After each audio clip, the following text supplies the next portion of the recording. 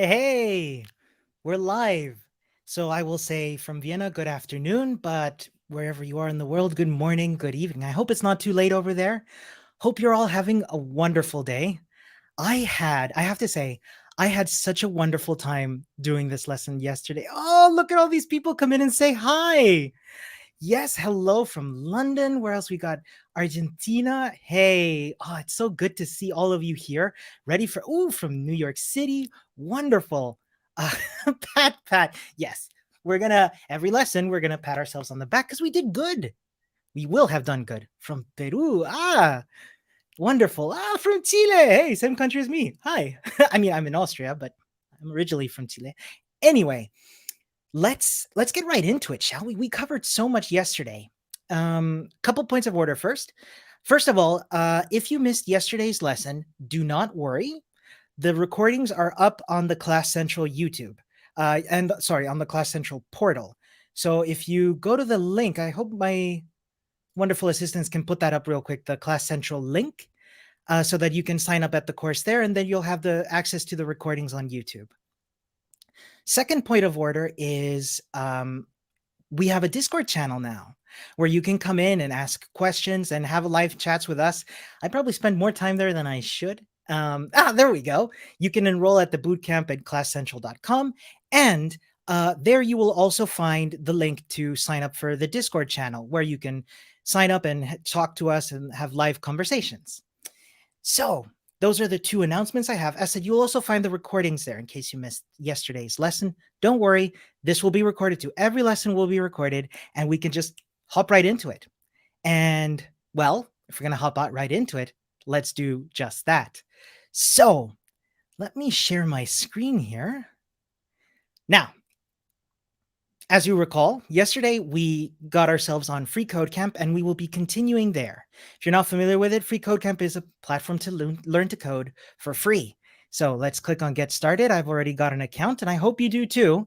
We'll be doing the JavaScript algorithms and data structures, and click on that. And let's see, scroll down to here. Now, we yesterday started with the basic JavaScript module. Today is part 2 of that JavaScript fundamentals module. We'll be having 4 of these. So don't worry, I know we've only done 19 out of 113 sessions, but don't worry, we're going to do lots of them. We're going to do amazing, and then we're going to pat ourselves on the back, as I like to do. So today we'll be covering finding a remainder in JavaScript. So we'll click on that lesson, which will bring us to our editor. This is going to look very familiar from yesterday. We'll just be continuing from here, doing some exercises and learning along the side. Now, a couple of things to remember. If you've got any questions, don't worry if I don't answer them right away. We'll be having a Q&A session at the end of this lesson where folks can stick around and ask questions live. That way, we'll be able to make sure we get through the content and still give the folks opportunities to answer any questions. So now, we're going to talk about remainders, in particular the remainder operator, which is done with a % sign. Now, if you're not familiar with them, remainders come from divisions. So, somebody's asking, do I work for Free Code Camp? No. Free Code Camp is a volunteer-led organization, as far as I know, and I'm volunteering my time here to learn JavaScript and teach JavaScript. It's super fun. Okay, so yes, back to remainders. I'm not going to get too distracted today. Now, remainders come from divisions, and the way it works, let's do a little bit of console log. Console log is just my favorite. When you divide two numbers, for example, 5 divided by 2, what we're going to see is we get 2.5 because 5 divided by 2 is 2.5. And that's where that point of order comes in. That today my word is point of order. I got to stop saying point of order. Anyway, yes, 5 divided by 2 is 2.5 or 2.5. That means that there is 1 left over. You see, when you divide 4 by 2, you get 2. When you divide 6 by 2, it's 3. When you divide 5 by 2, you get 2.5. And that remainder is what we're looking for with this operator.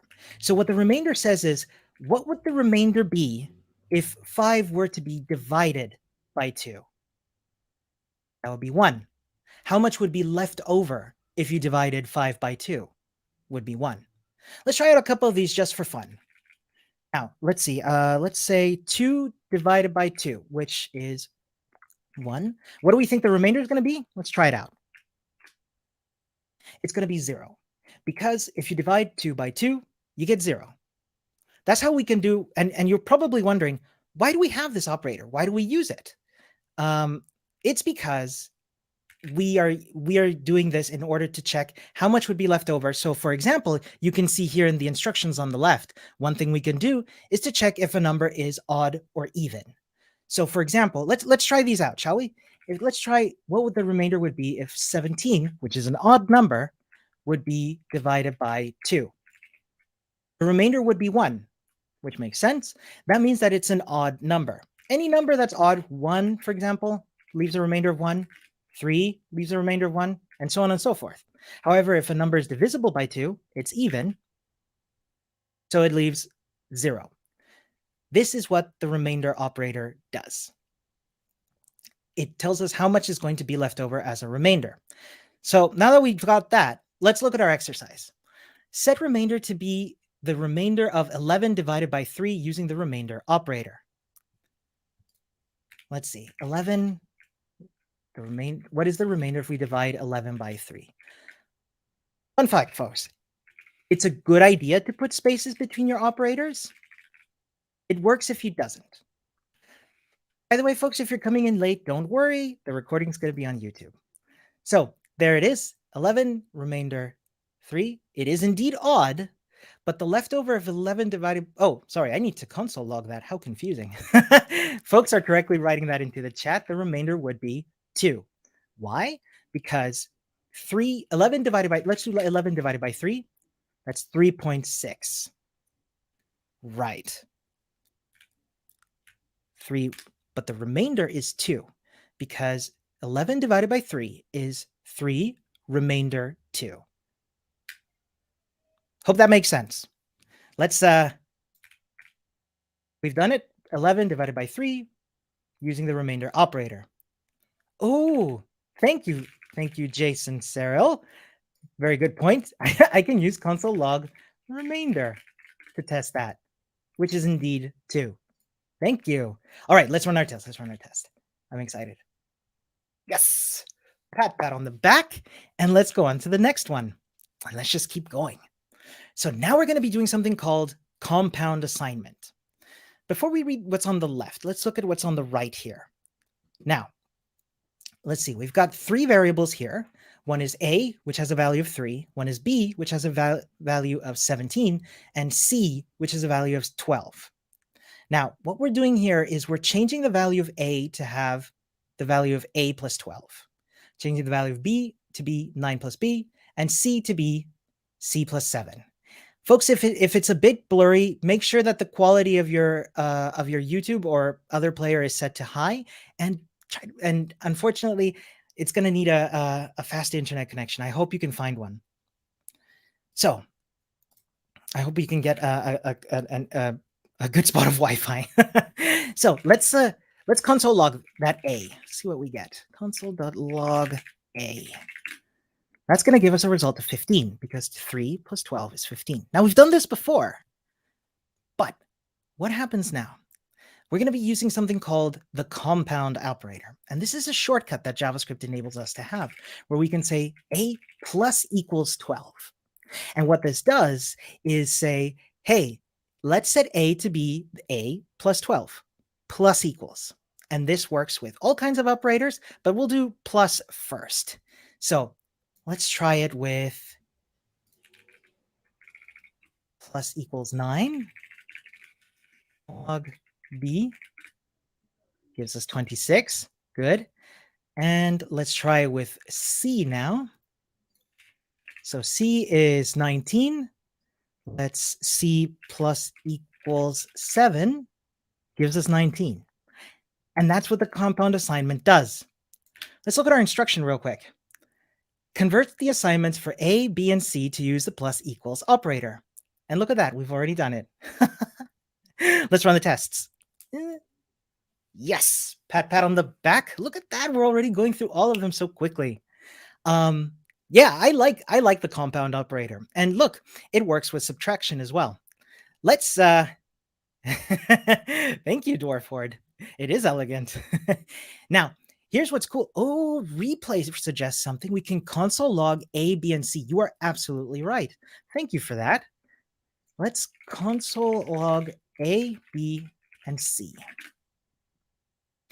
That gives us 5, -6, and 2. Let's take a look. We're subtracting 6 from 11, which gives us 5. We're subtracting 15 from 9, which gives us -6.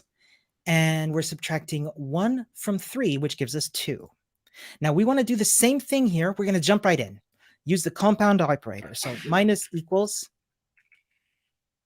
minus equals, minus equals. Take a look at that. Nothing changed. Let's convert those assignments and run the tests. Fingers crossed. Yes, pat on the back, and we go on to the next one. Check it out. Yes, folks.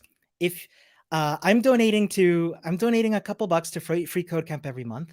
If you see this pop up, only if you can afford it. Please promise me that only if you've got the resources to do so and want to, give free code camp a couple bucks. It helps us. It helps them keep this wonderful materials up and running.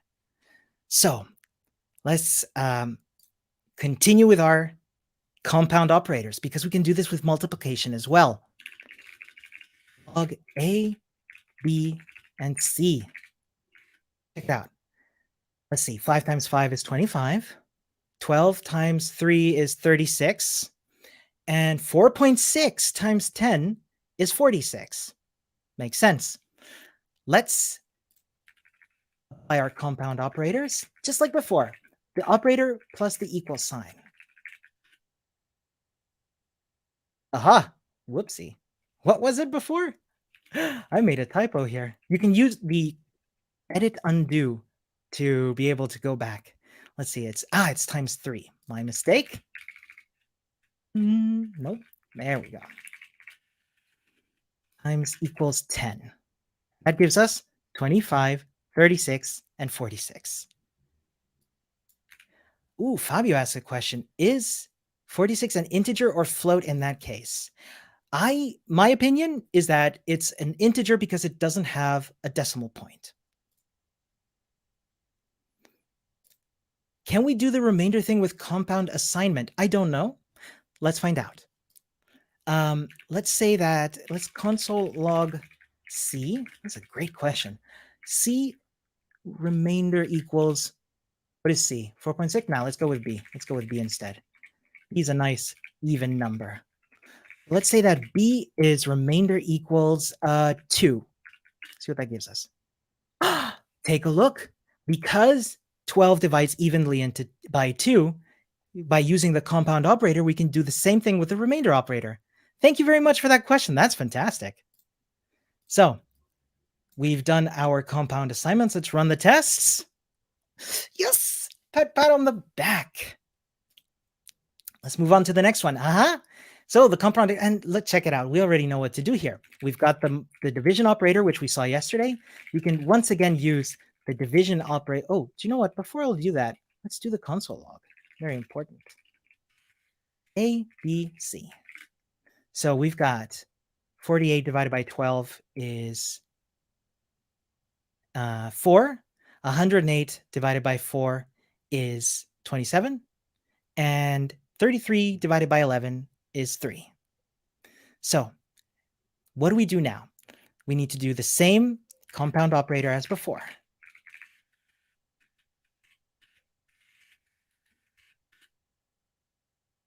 4, 27, and 3. Whew. I think everything is working. Let's see the tests. Yes, pat on the back.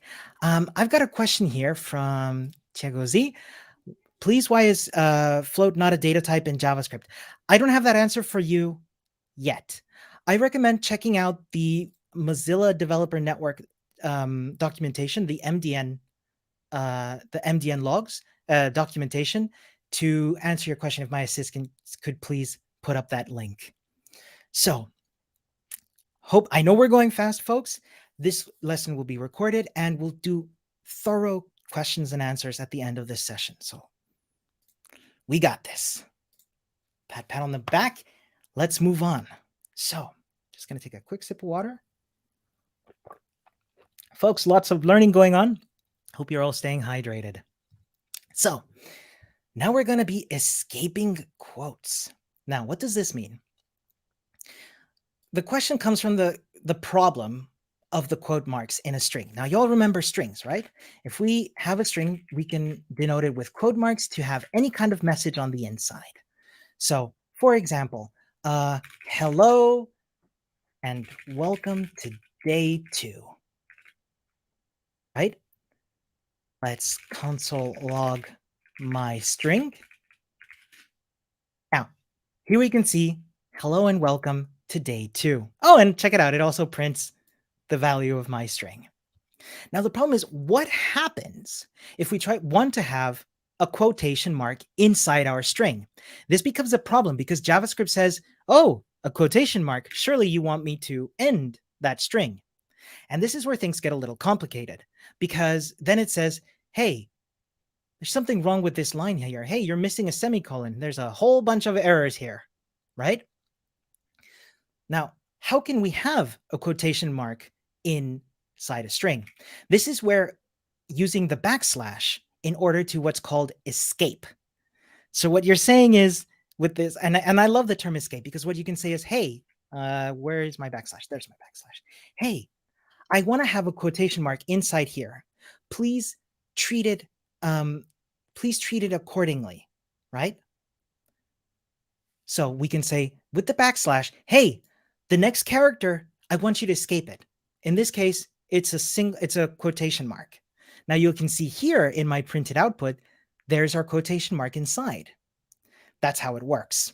And with that way, even though here it looks like we have a backslash, in the program, the string will treat itself as not having that backslash and will be allowed to have that quotation mark. If you want to have more than one quotation mark in there, no problem. Just follow it up with another backslash. And this backslash is to escape it.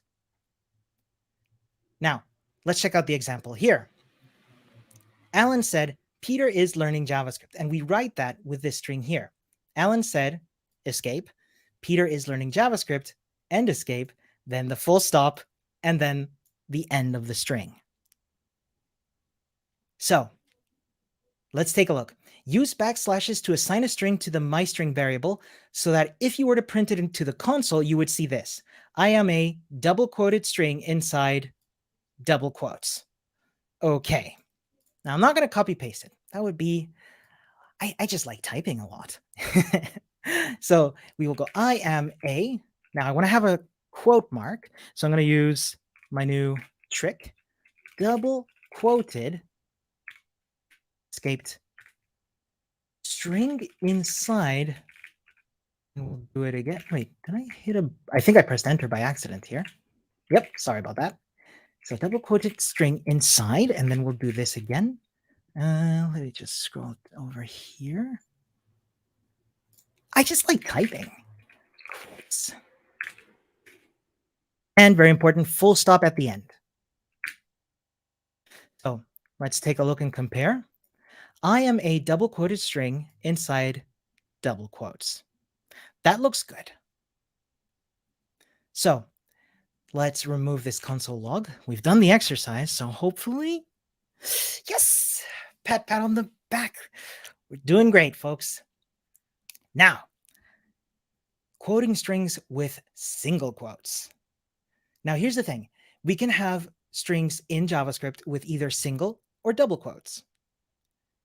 And somebody asks here, can we use single quotes inside of block quote? I'm guessing block quote is the double quotes, in which case, yes, you can. Before we get into the exercise, let's try it out. Console log hello, I am a string.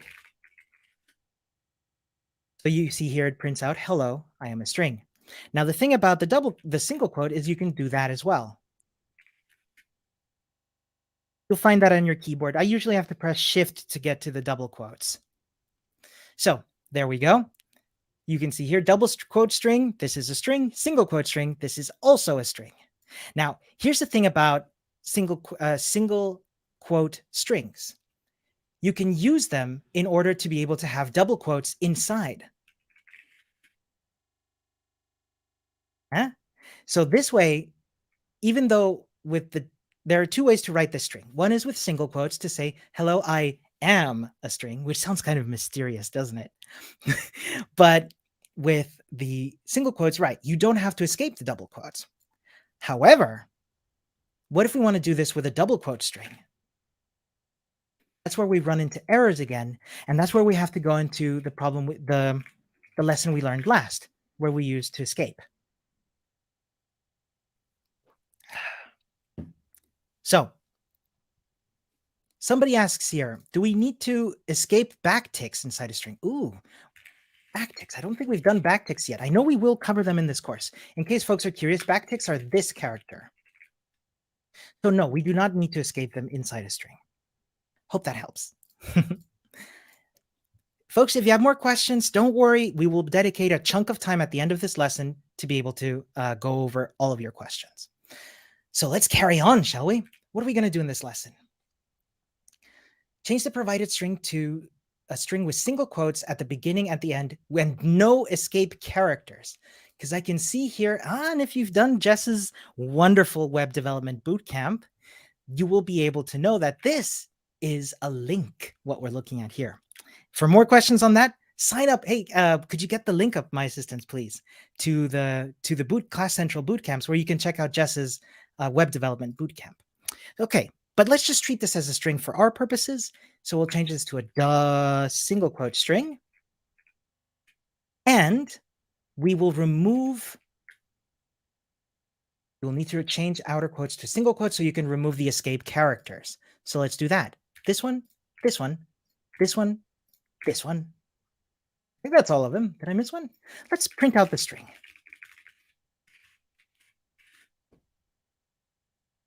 That looks good. I think we've done it. Tests. Yes, pat, pat. Let's go on. Ooh, we're going so fast. I love it. So, and check it out. There's lots of kinds of things that we can escape. We can escape single quotes. We can escape double quotes. What if, here, this answers the question. What if we want to have a backslash? Let's try it out. Console.log, my string. Right now it's empty, but what if we wanted to have a backslash? This wouldn't work. This is why we can escape the backslash with another backslash. And that'll show us a backslash. Let's try out a couple more of these. I am a string. Fantastic. Now, let's try out new line. What does that do? Let's put that here. \n. Now, what new line means is that it makes it on a new line. It's as if you press enter. Carriage return, almost the same as a new line. If you're curious about what the difference is, I highly recommend the MDN docs. I don't know off the top of my head. Let's take a look. What else we got? Tab. I am there's a tab and a string. What else we got? Word boundary. I have no idea what that means. I'm sure you'll find it in the MDN docs, though. And last, form feed. I don't know what that means either. There's a whole bunch of types of, these are special characters, essentially. For more information on them, as said, check out the MDN docs. So what have we got here? Assign the following 3 lines of text to a single variable myString using escape sequences. If you're falling behind, folks, don't worry. This is all recorded. If you're watching on YouTube, you can, in fact, as we speak, rewind. I believe this should work. You can rewind on the player and you can just go back. So, why is the output getting repeated? Somebody's asking. That's because the tests are automatically printing it out. So we don't actually need this console log. So let's, where was I? Yes, we're going to print out this string. So what do we got? What do we got? First line. Oh, I forgot to. So we got first line. Then we got, it's on a new line. So we're going to do a carriage return. Then we're going to do a tab. That looks like, is that a tab? Yeah, I think that's a tab. Let's try it out. So that would be \t. And we've got a backslash. So we'll do \\. And we'll type out second line, if I could type. And then we'll do \n to make a new line. Check it out. It's already building out there. Oh, how exciting. Third line. Now let's compare here. First line, new line, tab, \, second line, new line, third line. Try saying that 3 times in a row super fast. You'll need to use escape. The indentation for second line is achieved with the tab escape character, not spaces. I'm glad I did it with a tab then. Okay, folks, this is looking good. Let's run our tests. Yes! All right, pat. All right. Ooh, concatenating strings with the plus operator.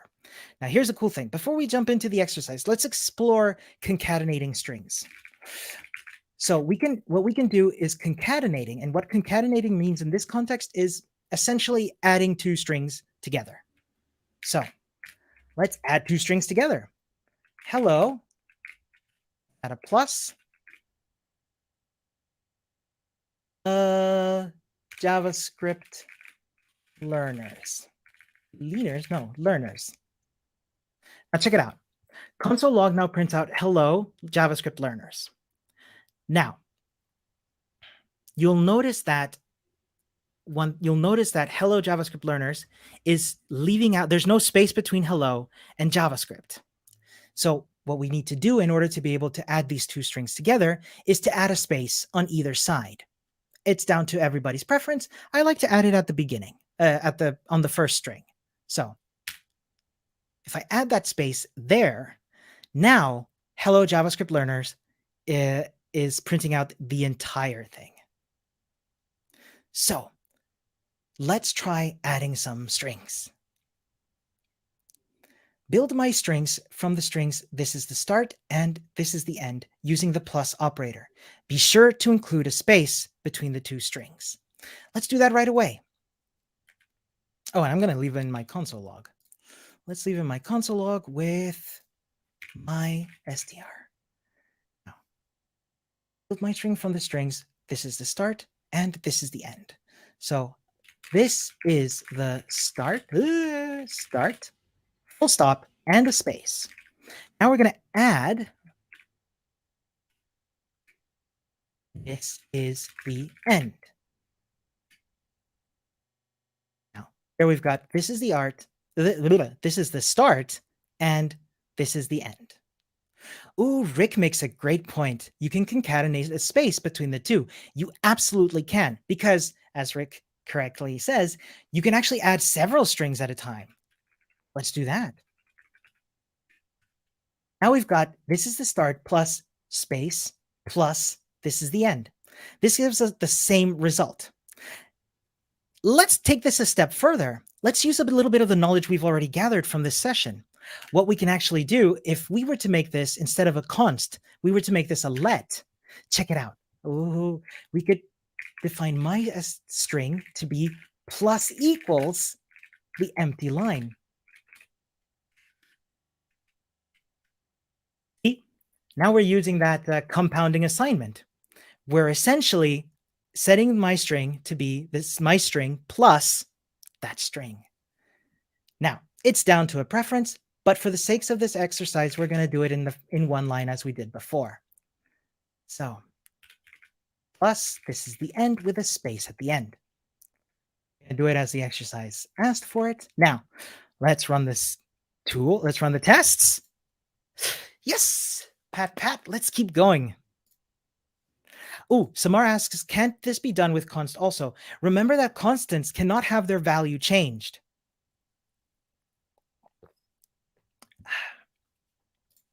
Right. Where were we? Concatenating strings with a plus. Oh, they beat me to it. Well, then we already know what to do. So we've got, let's jump straight into the exercise. Build my string over several lines by concatenating these 2 strings. Let's do it. So my string is my string plus, I will never forget the pat. This is the first sentence. And then my string, I forgot the semicolon. Plus equals. This is the second sentence.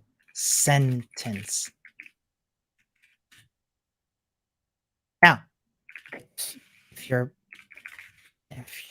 I think I'm right, and I think some of you might be guessing this too. Ooh.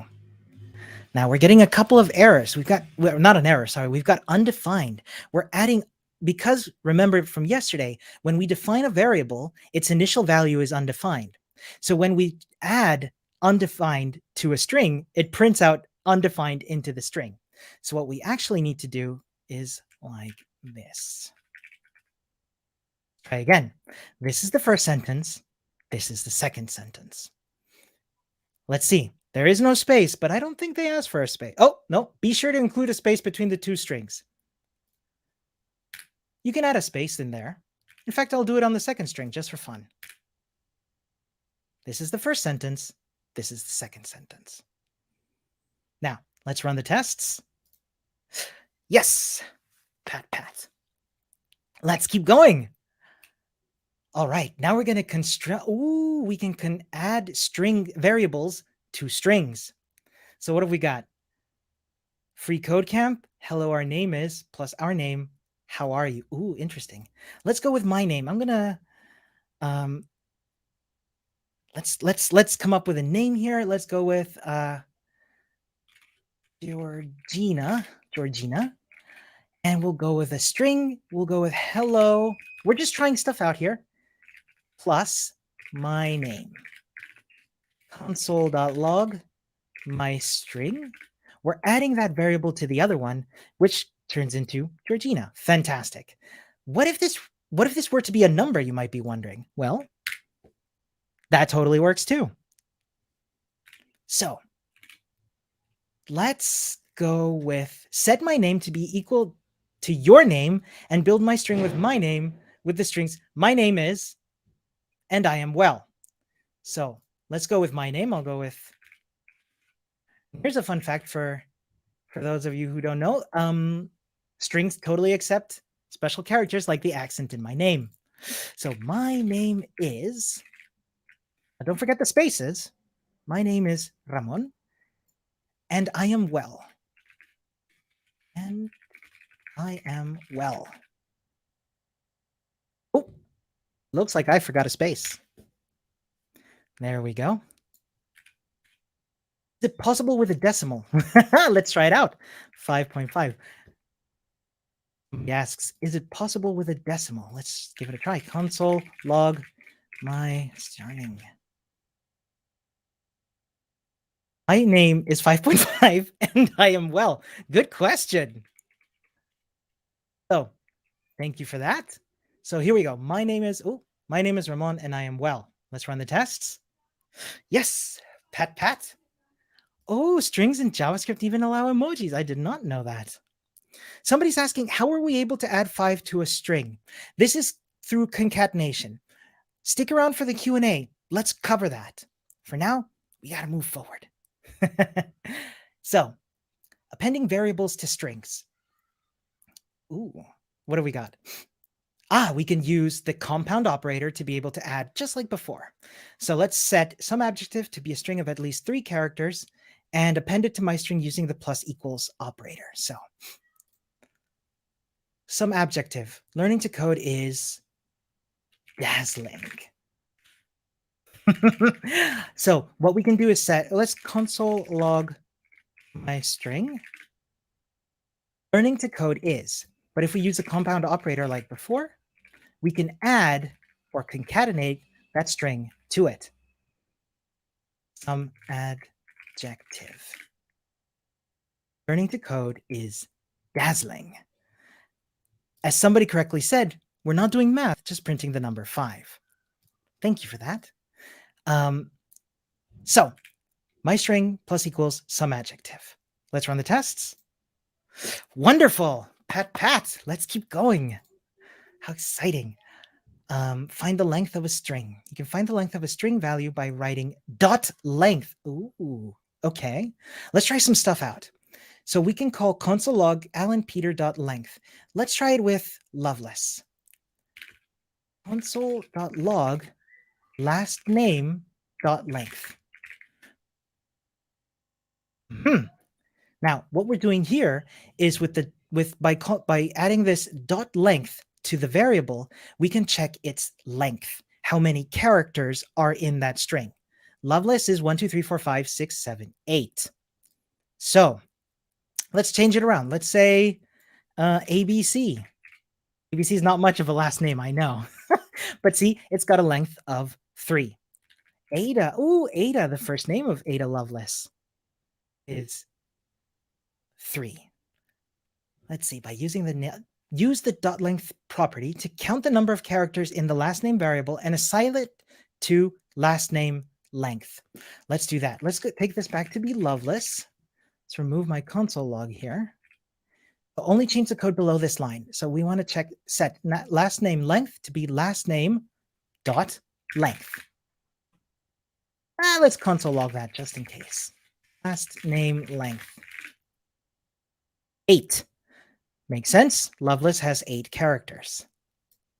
1, 2, 3, 4, 5, 6, 7, 8. So let's check the tests. Wonderful.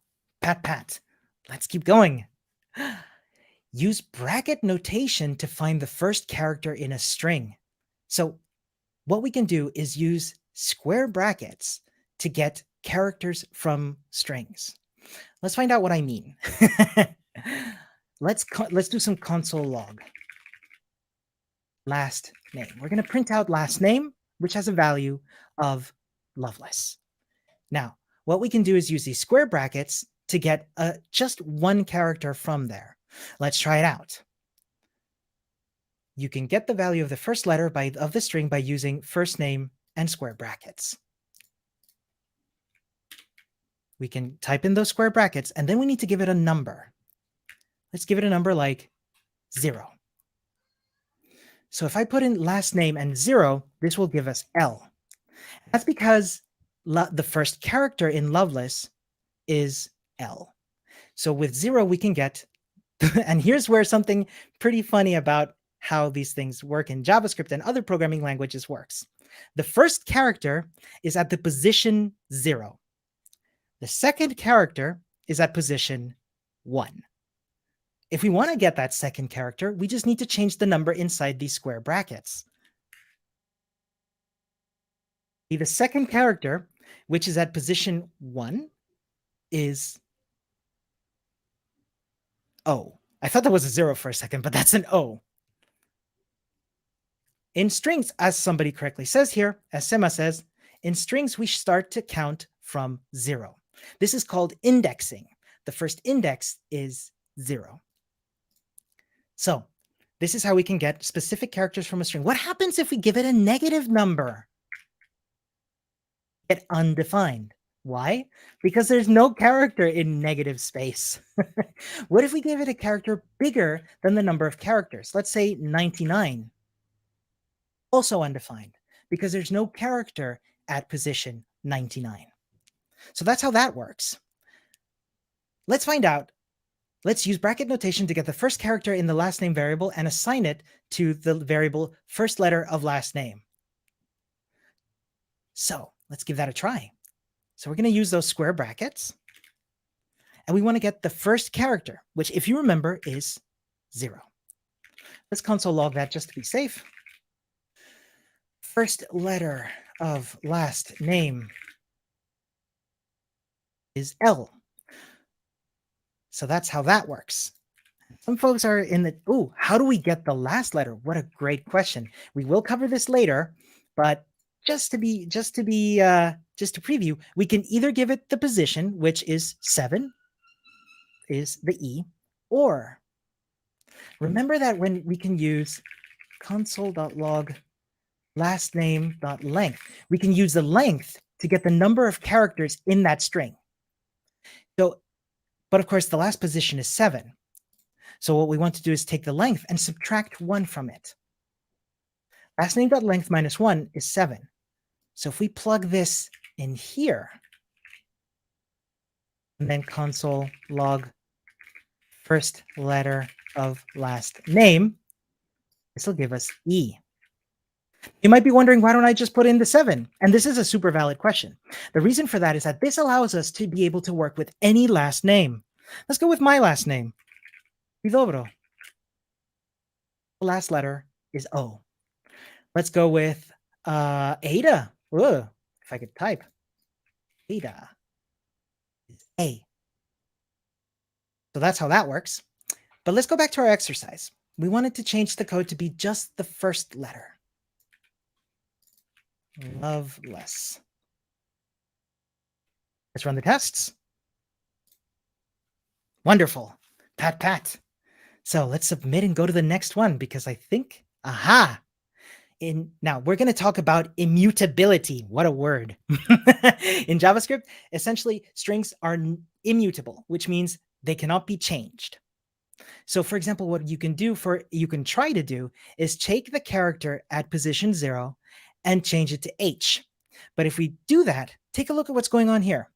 Type error cannot assign to read-only property 0 of string Jello World.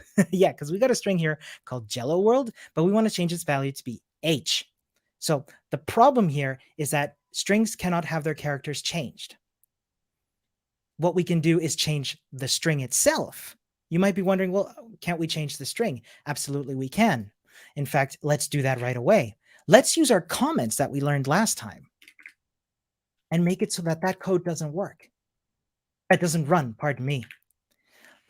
Let's assign my string to be instead hello world. Because it's a variable, let me console log my string. Hello world the my string variable can be reassigned. What it can't be is have its characters on the inside changed. I hope that makes sense. Don't worry if it doesn't. These recordings will be up on YouTube, and with practice, it'll all click. So let's correct the assignment of my string so that it contains the string value of hello world using the approach shown in the example above. So wouldn't you know it, we already did that. So we've changed Jello world to be hello world. Let's run the tests. And we did it. Pat, pat. So we're going to use bracket notation to find the nth character of a string. Ah, this is great. We already covered this by our very curious understandings. So what we can do is change this. So console log, let's console log last name. Sorry, third letter of last name.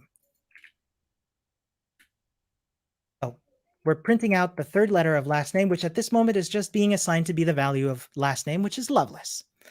If we want to get any character from there, we just specify the position. You remember before, the index as it's called.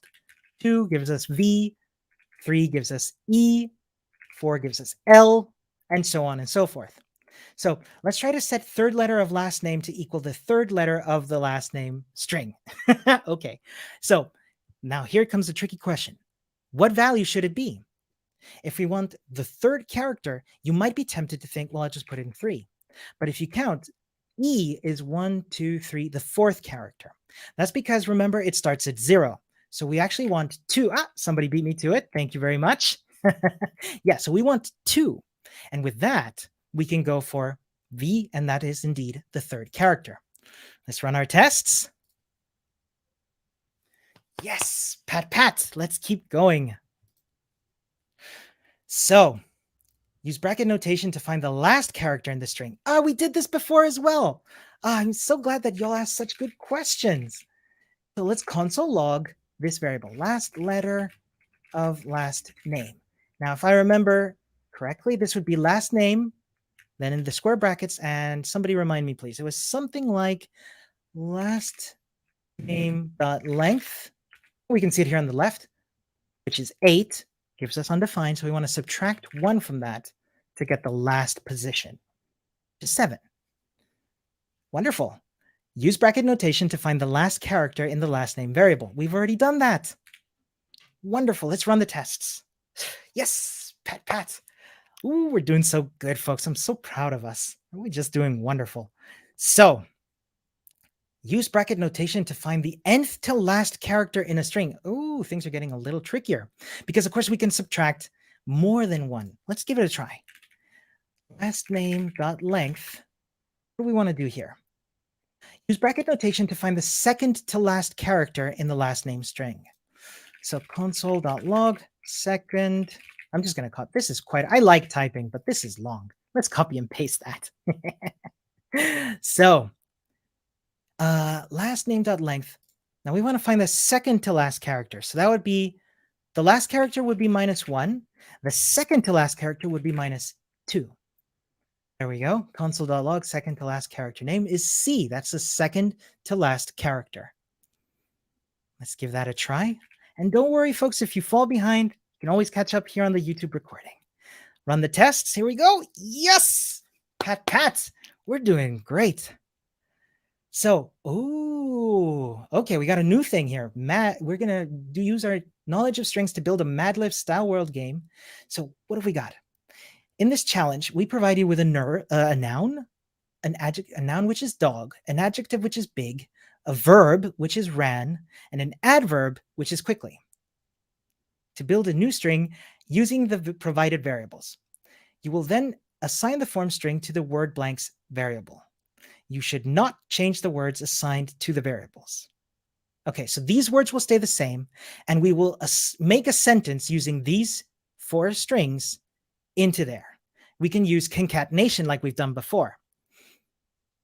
So word blanks, let's start. My, and we'll use the plus. We'll use my adjective.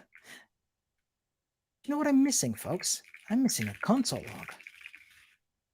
Word blanks. My big, very good. So there we go. We'll add a new string. We'll add a space. And then we want, so we've got the adjective. Next, we want the noun. The noun would be my noun. We will add another empty string. Not an empty string, I apologize. A string with a white space in it. My verb. See how that's looking so far? My big dog ran. Almost done. Plus space plus my adverb. My big dog ran quickly. Good. And let's end that by adding an exclamation point. My big dog ran quickly. The result should be a complete sentence. Looks good to me. So let's run the tests. Yes! Pat, pat on the back. We're doing so well, folks. I'm so proud of us. Now we're going to do arrays. Store multiple values in one variable using JavaScript arrays. Now, an array is declared using square brackets. And what it is a list. An array goes by many names in different programming languages, but in JavaScript, we're going to call them arrays. An array can be a list of several things. For example, let me console log this array. See what's inside this array. This array is empty. You can see it here because it's an empty pair of square brackets. But anything you put into that array will be a member of that array. Let's put in a number. Let's put in the number 1. This array now has one member, which is the number 1. Now, if I wanted to have another one, if I put in you want to do that by adding a comma. Now let's put in another number, 55. Now the array has 2 members in it, 1 and 55. This can be with numbers. Oh, and somebody's asking, should they all be the same data type? I'm glad you asked because I'm about to show you that they should not. Hello. Now we've got a number, another number, and a string. It can be a number, it can be a floating number, and a string. So let's modify the new array, myArray, so that it contains both a string and a number in that order. So it needs a string first. Hooray, arrays. Oh, And check it out, the comma in here doesn't count because it's inside the string. And a number, let's put in the number 10. I love the number 10. Yeah, hooray, arrays. That's kind of hard to say. So hooray, arrays, and 10. We've got a string and a number. Let's run our tests. Yes, pat, pat. Let's move on to the next challenge. Nest one array within another array. Oh, so you can have arrays inside array. Ooh, let me take a sip of water. So let's see how we do. Create a nested array called myArray. This will mean because the members of an array can have any data type. Indeed, inside an array, you can have an array. What does that mean? Let's have a look. I pressed enter by accident. You can have an array inside an array. Let's console log that. I want to see what it looks like. myArray. We've got an array which has one thing in it, which is an empty array. This array, inside the array, can have a 1, a 2, and a high. That's the myArray still has one member, which is an array that has 3 members. This is what's called, as some folks are saying in the chat, multi-dimensional arrays. Thank you. So, and of course, the next member does not have to be an array. It can be, whoa, lots of arrays. It's like Inception. Yes. So we'll create a nested array called myArray. And do you know what? I believe we've already done that. Let's put this inside an array. Before I do that, let's put this inside an array as well. Check it out. Our array has 2 members in it. One is an array with 3 members in it, and the other one is an array with 1 member in it. If this sounds weird, don't worry. With some practice and keep watching this recording, keep practicing and messing around with these arrays. Break stuff. I highly recommend breaking stuff. It's the best way to learn. You'll find that it'll click. So we've created a nested array called myArray. Let's see. Yes. Pat, pat on the back. Submit and go to the next challenge. Access array data with indexes. Now this will seem familiar. We can use those square brackets like before. Access members of an array, just like you did characters inside a string. Let's see. 1. That'll give us the second number, which is 60. If I type in 2, that'll give us 70. If I type in 3, what will it give us? Undefined. What if I type in -1? Also undefined. So what do we need to do in this? Create a variable called myData and set it to be equal to the first value of myArray. So we need a new const called myData, which is set to be equals to myArray's member at 0, because 0 is the first position. Let's console log myData. 50. Wonderful. Let's see if that works. Run the tests. Yes, pat, pat on the back. We are 36% of the way done with fundamentals of JavaScript. Let's keep going. Modify data array with indexes. Now you remember how strings are immutable in that they cannot be changed.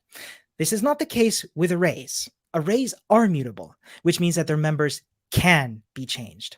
Let's give it a try and you'll see what I mean. Let's console log my array, which has 3 numbers, 18, 64, and 99. Now, by using the square bracket notation, let's change 99. That is the third member. Let's make that equals to hello. We got 18, 64, and hello. Now, that's how modifying data works. And we can modify it at any place. Now, the second one is hello. Now, the third one is hello. What if we modify the fourth one? Look, we have added a member to our array. But that's for later. Sneak preview. So let's modify the data stored at index 0 of my array to be the value of 45. So the first one, index 0, and we'll change this to be 45. 45, 64, 99. That looks good. Let's run our tests. Yes, pat, 37%.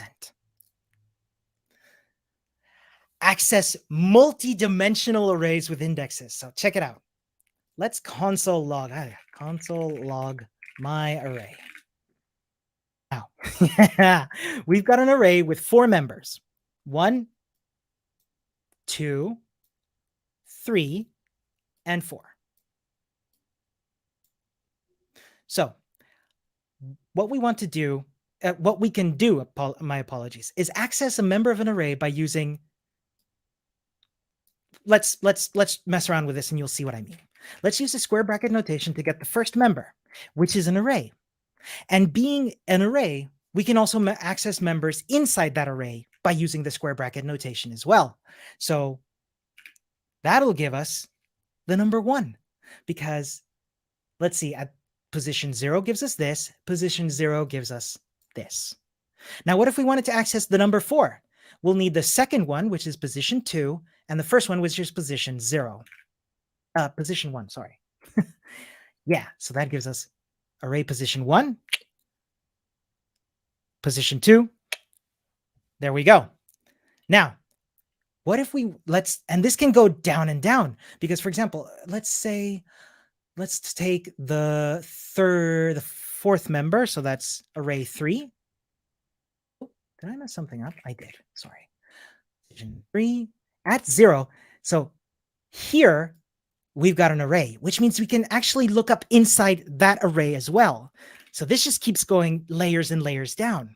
What if we want to access the number 12? We go to the 3rd member of the outer array. Then we go inside one array to the 3rd one. Then we go one position in to the leftmost one. And if we want to get the position, the number 12, we'll get the 3rd member, sorry, at position 2. You see, I confuse myself as I say this, so please bear with me, folks. But check it out. We've accessed the index 3, then 0, and then 2 to get the number 12. So that's how accessing multidimensional arrays works. Using the bracket notation, select an element from my array such that, I can't talk, such that my data is equals to 8. Okay, so we want to access, let's see, position 0, position 1, position 2. Okay, so then we'll do position 2 here. Position 1, position 2. Sorry, position 0, position 2. 1. Oh my goodness. Let me take a step back. Thank you, folks, for bearing with me. Position 0, position 1, position 2, position 0, position 1. This is hard to say. Log my data. Please be an 8. That's an 8. Wonderful. Let's run the tests. Yes! Pat on the back. Let's go to the next challenge. We got time for one more, folks. And today, I'm going to give you some homework. I hope you're ready for it. More on that in a second. Let's finish this last one. An easy way to append data to the end of an array is via the push function. So let's see what that means. Let's try it out. My array, let's console log my array.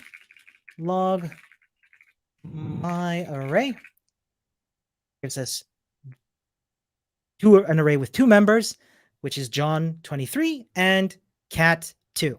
Wonderful. We can push to this array, and we do that by calling what's called a function. Now, you remember we called length before on it. This is called a property. If we add brackets to it, for example, push, then it becomes a function. Now, don't worry about this. We will cover functions in detail. Actually, next lesson, yes. So tomorrow we'll be covering functions. So don't worry, we'll get there. So push. Where was I? Yes, you can push. What you can do is call the function push to add a member to the end of an array. So let's try it out. Hello. So now we've pushed onto the end. Check it out. Our array now has 3 members, John 23, Cat 2, and hello. And you can, of course, push anything. Let's push an array. And I guess this is age. I'm not going to tell you my age. But yeah, you can see John 23, Cat 2. I got to have some mysteries in my life. And Ramon question marks. So that's how pushing to the end of an array works. So let's push dog 3 onto the end of my array variable. Let's give it a try. So we'll use my array dot push. Someone's asking a good question here. Let's save it because we've got just a minute left, but I want to keep this up here. I thought const variables were immutable. How can you add to it? Bear with me. Let's finish this exercise and I'll get right back to you. We're going to push a new member, which will be an array made up of 2 variable values, which is dog and 3. Let's console log that just to be on the safe side. On 23, cat 2, and dog 3. That looks good. So let's run our tests. Fingers crossed. Yes, 39% of the way. Pat on the back. Let's submit. And this is where I will stop for today. But folks, I have homework for you. Next lesson, which is tomorrow, we're going to be starting over here. Now take note, folks. We will be starting out with write reusable JavaScript with functions. Now, this means that you will have these 4 exercises to do on your own. Ask questions on Discord. Go at the forum. If you need the links, my kind assistant will put it up. Thank you. Use the forum, use the Discord, ask questions. So shopping list, pop, shift, and unshift. Just to give you a preview, these are going to be very similar in concept to push. So I've left you at a space where I hope you'll be able to do these. If not, we might have a catch-up session soon. More on that later. So tomorrow, we'll be starting out with write reusable JavaScript with functions. So with that, I will say thank you very much. And now on to answering some questions. And yes, where was that question? Ah, yes. I thought const variables were immutable. How can you add to it? That's a very valid question. And to clarify, const variables cannot have their value changed, but the value itself can be manipulated. This is where it's a bit tricky, but I'll explain what I mean. If I try to say my array, let's console log my array, John 23, cat 2. If I try to change my array to be equals to, let's say, a different array, dog 3, we're getting an error that my array is read only. 2 ways to solve this. We can either make this a let, or we can use a different variable. But constants are always the value of it cannot be changed, but it can be manipulated. So for example, we can call the push function on, let me just get that dog back because it's the end of the lesson. I'm feeling a tiny bit lazy. So we can push dog 3. So we haven't actually changed, we haven't defined a new value for my array. We've just manipulated it. I hope that clarifies things. Let's see what other questions we got. What text editor are we using? What text editor are we using? We are working inside FreeCodeCamp, which is has an in-browser text editor. I was saying this in the Discord earlier, Discord link through the Class Central platform. I was saying that, and I'm not sure about this, but I think it's running on the same engine as VS Code, which is one of the most popular text editors used right now. Oh, Ravi asks a question. What would be the use case for nested arrays or multidimensional arrays? And that's a great question. So for example, I think the use case here is pretty nice. What do we have here? If we think about it, we've got John 23, cat 2, and dog 3. Now, what these are is, it looks like a name and an age. So what we're doing here is we're storing a list of value pairs, a name and an age. So I'll know name, age, name, age, name, age. This is a pretty nice use case. of, I would think, of multidimensional arrays. So let's see what other questions we got. This is a question: single quotes, double quotes, and escape operator not clear. My apologies. We will, as I said, this video session is up on YouTube, so you can rewatch it at any time. But essentially, let me clear things up. Let's make a new array. Let's declare a new array, a new variable called my string, and we'll set it to be hello world. We will console log my string. Now, you've got a string that prints out beautifully. Why would we need to be able to use other kinds of strings? I'll show you. See, what if we wanted to have quote marks inside our string? We would use backticks, and we would use the backslash to be able to escape that double quote. Because otherwise, what would happen is if we don't escape it with the backslash, you see there it prints out hello world, which sounds a little bit menacing. If we don't do that, it'll give us an error. Check it out. Because what the JavaScript is doing is thinking, hey, I guess this string is over. If that makes sense. Another way to do it is with single quotes. Ta-da! So those are the use cases. I hope that helps. What is the difference between var and let? I would recommend, I can tell you in short. Let's do that actually. Because you're absolutely right, var and string look very similar. But here's the thing. If I declare a variable called my string again and say it's hello to doggies, it'll print out doggies. But if I do this with let, it's going to say, hey, it's going to give us an error saying, hey, this variable has already been declared. This is to add some security to our programs to make sure that we don't make any mistakes and by accident declare a variable twice. I hope that clears it up. What else we got? I must have missed the Discord channel name. Sorry for that. Can anyone confirm it? You will find it through the Class Central platform. Can I get the link, please, from Class Central, my wonderful assistants? So, why I'm getting invite invalid on Discord? That could be a bug on our end. Could my assistants please look into that? Thank you very much. Somebody's asking, what is the difference between const and let? I will show you right away.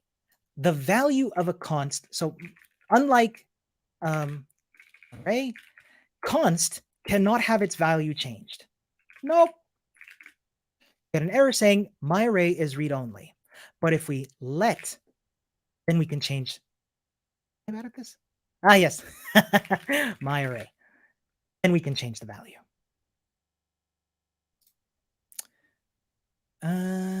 So let's have a look. What do we got here? How do we change lines inside the array? That's a question. Let me go back. That's a good question. Where were we? Multi-dimensional arrays. Cool. Let's go back here. Yeah.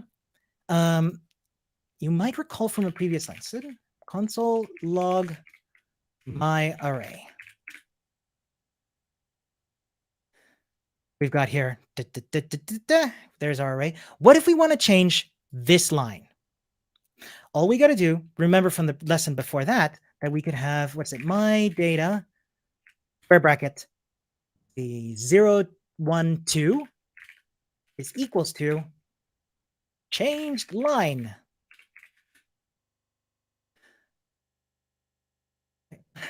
My array, not my data. Sorry about that. So check it out.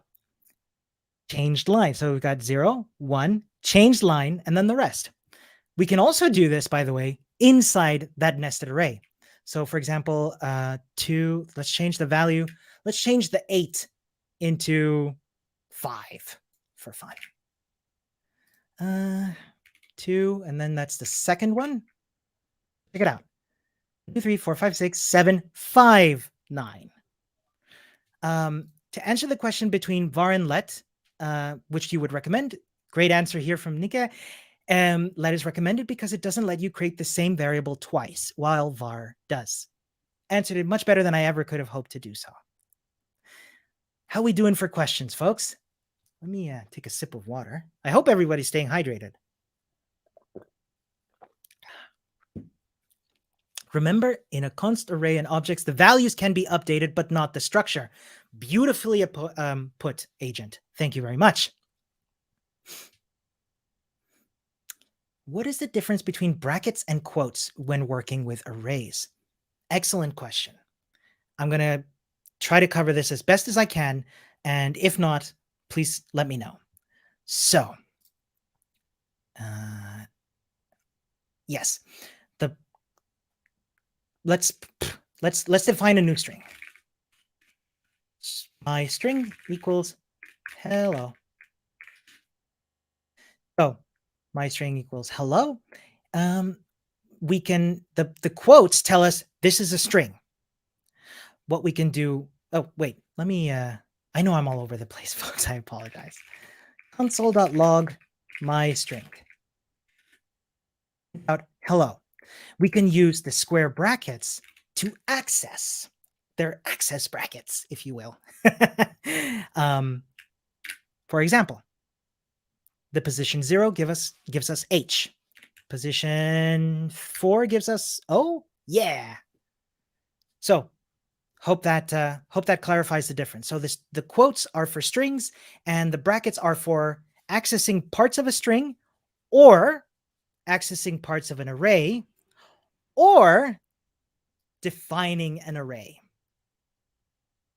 Don't worry if this sounds like a lot. It's totally down to practice and just doing this a couple times. It'll click, I promise. If not, feel free to ask any questions either on the forum or on the Discord. How are we doing for, Guy asks, is there a downside to using backticks for all strings? Now, by backticks, do you mean using backtick quotes? Because yes, it is totally possible to use these special backtick quotes, sliding quotes, I don't know, however you like to call them. They're called backticks a lot of the time, to be able to define a string. Now, I'm going to cheat, and I'm going to say, hold on to that for now. We will get back to backticks, I promise. But for now, you can use them, and they have a use. And I'll show you how later on. Any other questions? Let's see. Can you push variables deeper into the array? Well, do you want to try something fun?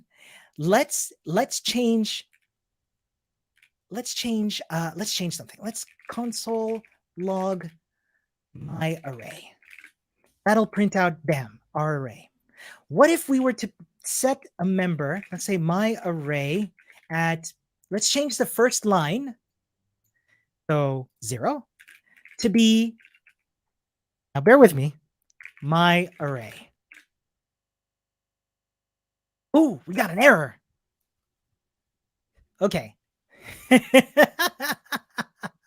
It looks like we can't assign a member of the array to be the array. That makes sense because you're seeing something, the error says something about circular. Now, I don't understand this error in full. Something to bear in mind, folks. When you get error messages and sometimes you're like, what is this doing? 2 things I recommend. 1, look it up. Seriously, just copy paste it and put it into your search engine of choice. You might find other folks who are having the same problem. Same goes for Discord and forum, by the way. And 2, maybe just make some guesses. Like what I try to do based on my experience is to make a guess circular. What I think is happening is that we're making what's called a circular reference. We're setting the member of an array to be the member of the array, which has the member of that array, which is the array, and it just kind of keeps going on a loop forever. So that's something fun we tried. Oh, you didn't. So let's see what else. Are integers mutable? Good question. Integers are not mutable because a number 1 can only have one value. It's 1. It's what's called a static value. It cannot change. Number 1 can only be number 1. If you change it, 2, it's not the same number anymore. It's 2 now. I hope that makes sense. Let's see what we got here.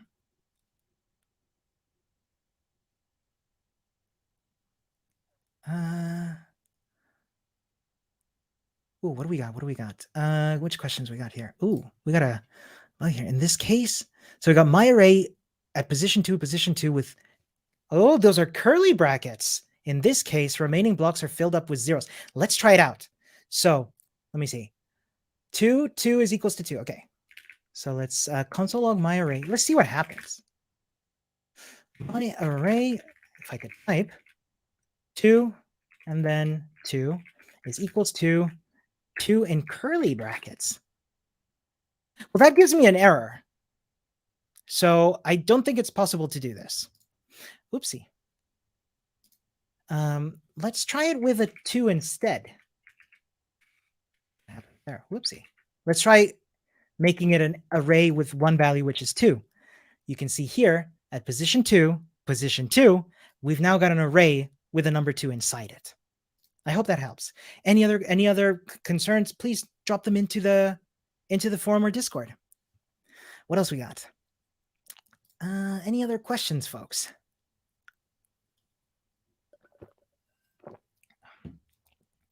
Ooh, what if it's a 2 with curly brackets around an array? I think that's going to give us the same error. Let's have a look. Yep, that's an error.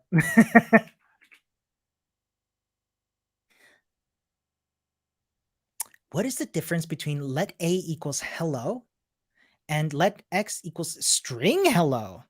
Well, this looks like advanced stuff. Let's take a look. Let's declare a variable. Let's call it const my string equals hello. Did you say one quote or two? One quote. Hello.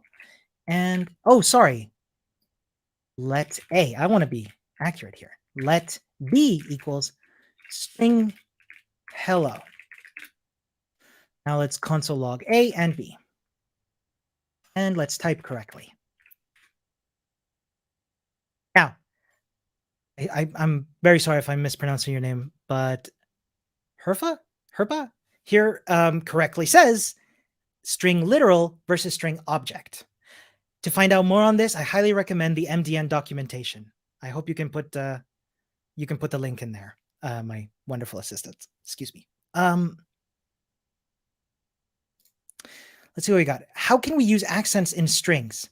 You just type them in. I either copy paste them. I'm on a Mac. I'm on Mac OS. So if I type in Alt E, that lets me put in an accent, and then I can put hello. It depends on how your computer does it. But yeah, you can just put in a string into there. Daniel asks, maybe it's not the time, but any practical sample about what we've covered so far? A short practical example. Is that possible? I've got good news for you, Daniel. You're absolutely right in that it's not quite the time yet, but we will be getting to a point where we'll be doing projects. In fact, one part of the homework that I'm having you do for tomorrow is the shopping list exercise, which is a real life application of a multi-dimensional array. But that's spoilers. I'll let you do that one. And at the end, I think next week we're going to do our first project. Let me confirm what project it is.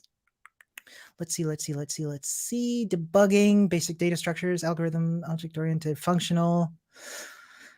Aha, projects. Our first project will be the palindrome checker. So I believe it's next Wednesday. So a week after tomorrow, we'll be doing our first project. But more on that later. So what else we got? Oh, thank you. There's no need to specify Unicode for special characters. I'm afraid I don't know that off the top of my head. I would recommend looking at the documentation on MDN. If you're wondering, how come he doesn't know? I just want to say, sometimes we don't hold all the knowledge, in our head. So that's one of the secrets about being a senior engineer, a senior software engineer, being able to look stuff up and just being open about the fact that, you know what? I'm not a documentation book myself. I'm a human being. And sometimes I don't have all the answers. Totally fine. But I bet you'll find this on the MDN documentation. My guess is that you don't. Somebody's asking, what is the MDN docs? Let me get you that link. I think one of my assistants will be pasting that into the chat, hopefully. Is there a difference between list and array in JavaScript? I believe what is called a list in other programs is called an array in JavaScript, if that's your question. So the difference is that there is no difference. An array is a list of several comma-separated data points, values, data values. Yeah. Oh, I love what Leon said here. Every dev I've ever spoken with always looks up info as coding is endless. And that's the wonderful thing about computers and programming and all that, is that it's a nonstop learning process. I'm still learning. Everyone's learning. And we just keep gathering knowledge and sharing it as we go. Let's see. What is the difference between declaring? Oh, I'm sorry. I don't understand your question. What is ARA? Let me grab one of the exercises and see if we can. What is the difference between declaring a? No, I'm so sorry. I don't understand the question. It does. If you want to ask this in the Discord or the forum, please feel free to do so, and maybe we can clear up that question for you. Oh, array. I'm sorry. You know what? If you do this for an hour, your brain starts to melt a little bit. My apologies. Between declaring array and is it a string? Maybe. Here's a secret. An array. I like to think of a string. Let. Oh, thank you. What is the difference between declaring an array using const or let? Good question. Let's do. So we've got const my array, and then let's do let my second array. Now, face value doesn't look like much. Both are mutable. Let's see what I mean. My second array at position 0 will be equals to hello. Let me just get rid of some stuff here, and my array position 0 will be world. Now it's console. Oh, I need to have my define. Let my data. Console.log my array, second array. Console log my array. Now you'll see they look almost the same, except that the first one is world as we did, hello as we did here, and world as we did here. So both are mutable. However, one is defined with const and the other one with let, which means that if I change my second array to hello, it'll change to be hello. But if I change my array to be world, I'll get an error. My array is read-only, and that's because we defined it with const. We declared it with const. Hope that makes sense.